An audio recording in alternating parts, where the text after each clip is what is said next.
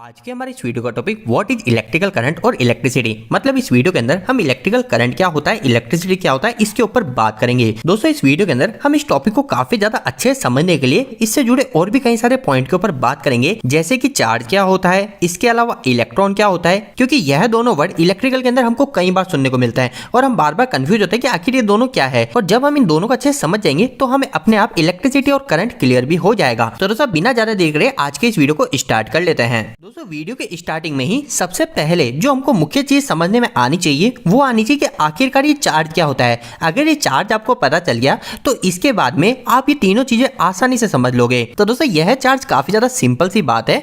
आपको सबसे पहली चीज एक यह बात पता होनी चाहिए कि हमारी जितनी भी चीजें होती है, चाहे ये स्केच पेन की बात करो, चाहे इस टेस्टर की बात करो, चाहे हमारे इलेक्ट्रिकल के किसी वायर की बात करो, यह जो सभी चीजें ना ये कई सारे छोटे छोटे टुकड़ों से मिलकर बनी है। और अभी के लिए उदाहरण के लिए हम माने तो यह जो हमारा स्केच पेन है, यह स्केच पेन भी लाखों करोड़ों छोटे छोटे टुकड़ों से मिलकर बना है। और दोस्तों इस स्केच पेन का जो सबसे छोटा टुकड़ा होता है जिसको और छोटा किया ही नहीं जा सकता, उसे हम एटम बोलते हैं। तो अब आपको एक बात तो क्लियर हो गई कि एटम क्या है। तो एटम इस दुनिया की सबसे छोटी चीज है, उससे ज्यादा छोटा हम किसी को कर नहीं सकते। अब दोस्तों जब आपने इस एटम को पता कर लिया तो इस एटम के अंदर भी कई सारी चीजें होती है। तो एटम के अंदर क्या क्या चीजें होती है, तो एटम के अंदर मुख्य तीन चीजें होती है। और इन तीनों के अगर नाम की बात करें तो सबसे पहला होता है दोस्तों प्रोटॉन, सेकंड होता है हमारा न्यूट्रॉन और थर्ड होता है हमारा इलेक्ट्रॉन। अब आखिर ये प्रोटॉन, न्यूट्रॉन, इलेक्ट्रॉन क्या है और ये क्या काम करते हैं, तो इसको भी हम समझ लेते हैं। तो दोस्तों जो मैंने आपको एक एटम बताया था, उस एक एटम के अंदर कुछ गतिविधि होती है।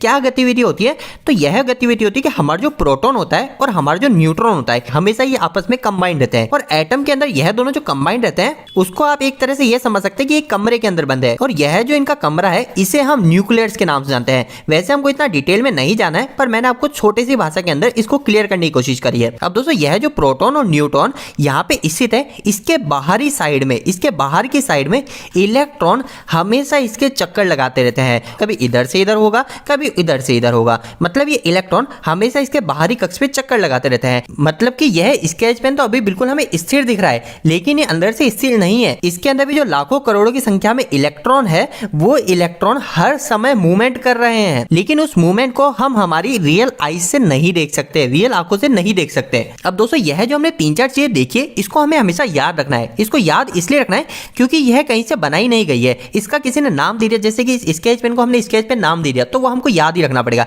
इसी तरह जो प्रोटॉन, न्यूट्रॉन और इलेक्ट्रॉन है, इसको भी आपको याद रखने की जरूरत है। और इसी के साथ में एक और चीज पे हम बात कर लेते हैं जिससे हमने इस वीडियो को स्टार्ट किया था कि आखिरकार चार्ज क्या है। तो दोस्तों चार्ज यह तीनों ही चीज है। हमारा जो एटम है इसके अंदर का जो सबसे छोटा टुकड़ा है उसके अंदर जैसे मैंने आपको बताया प्रोटॉन है, तो ये जो प्रोटॉन होता है ये हमारा पॉजिटिव चार्ज होता है। और हमारा जो न्यूट्रॉन होता है, ये न्यूट्रल किसी भी प्रकार का इसमें कोई चार्ज नहीं होता है, ये हमारा एक तरह से न्यूट्रल होता है।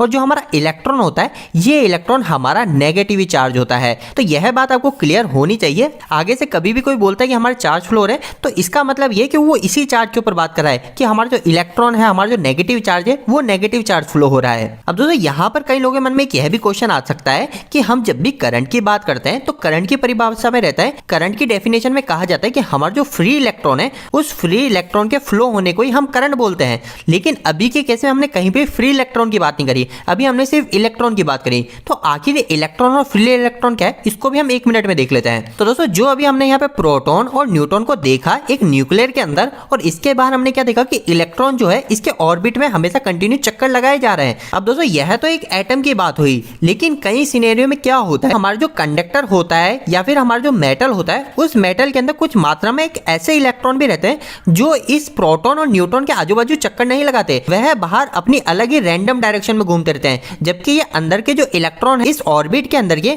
वो हमेशा इस प्रोटॉन और न्यूट्रॉन के चक्कर लगा रहे हैं। जबकि जो बाहर के इलेक्ट्रॉन जो हर किसी डायरेक्शन में रैंडम मूव हो रहे हैं, उसे ही हम फ्री इलेक्ट्रॉन कहते हैं। और जब भी हम करंट की बात करते हैं तो उस केस में हम यही बोलते हैं कि हमारे जो फ्री इलेक्ट्रॉन है, जो हमारे इस एटम के ऑर्बिट के बाहर रैंडम डायरेक्शन में मूव हो रहे हैं, वह हमारे वोल्टेज के अप्लाई करने के कारण एक रेगुलर डायरेक्शन में मूव होने लग जाते हैं। और दोस्तों यहाँ पर एक बात यह भी क्लियर होनी चाहिए कि आखिर ये कितने फ्री इलेक्ट्रॉन मूव होंगे, तब हम इसे करंट बोलेंगे। तो दोस्तों करंट को हम किस में मापते हैं, तो वो मापते हैं हम एम्पियर के अंदर। तो एक एम्पियर के अंदर हमारे कितने फ्री इलेक्ट्रॉन मूव होते हैं, तो अगर मैं आपको वह बताऊं तो वो कुछ इस प्रकार से होता है 6.25 इंटू 10⁻18 इलेक्ट्रॉन पर सेकेंड। अब यह अगर आपको समझ में नहीं आ रहा है कि कितने इलेक्ट्रॉन मूव हो रहे हैं एक सेकंड में, तो इसका मतलब है 625, फिर इसके आगे हम 15 जीरो और लगा देंगे। तो दोस्तों यह जो इतनी बड़ी संख्या है, इतने इलेक्ट्रॉन जब एक सेकंड के अंदर फ्लो हो जाते हैं किसी भी कंडक्टर में से, तो उसे हम 1 एम्पियर बोलते हैं। तो दोस्तों अभी तक हमने जितनी भी चीजें देखी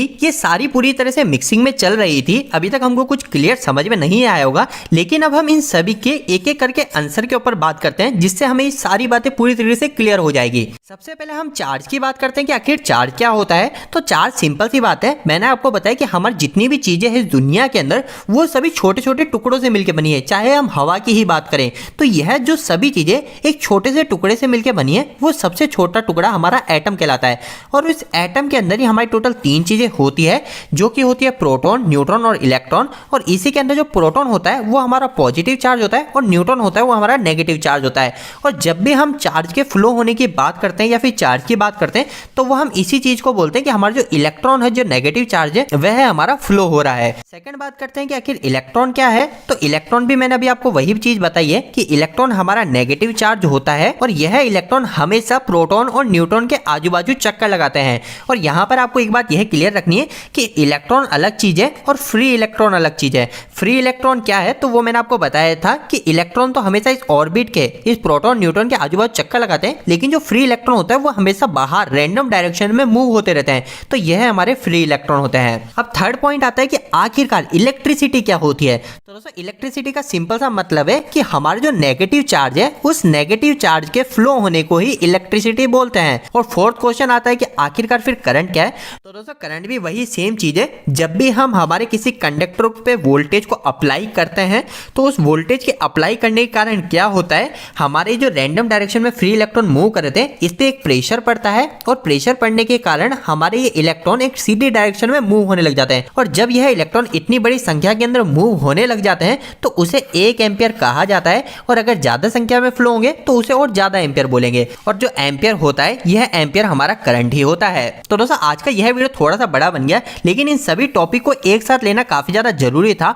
उम्मीद करता हूं इस वीडियो के माध्यम से आपको कहीं ना कहीं कुछ बेहतर जानकारी मिली होगी। आपको यह वीडियो कैसा लगा उस वीडियो को लाइक करके जरूर बताएं। अगर आपको कोई भी सवाल इस वीडियो के प्रति या फिर इलेक्ट्रिकल वीडियो, आप मुझे नीचे कमेंट बॉक्स में कमेंट करके पूछ सकते हैं। इलेक्ट्रिकल वीडियो आप देखना पसंद करते हैं, आज हमारे चैनल को सब्सक्राइब कर लीजिए। आज के लिए इतना ही, धन्यवाद।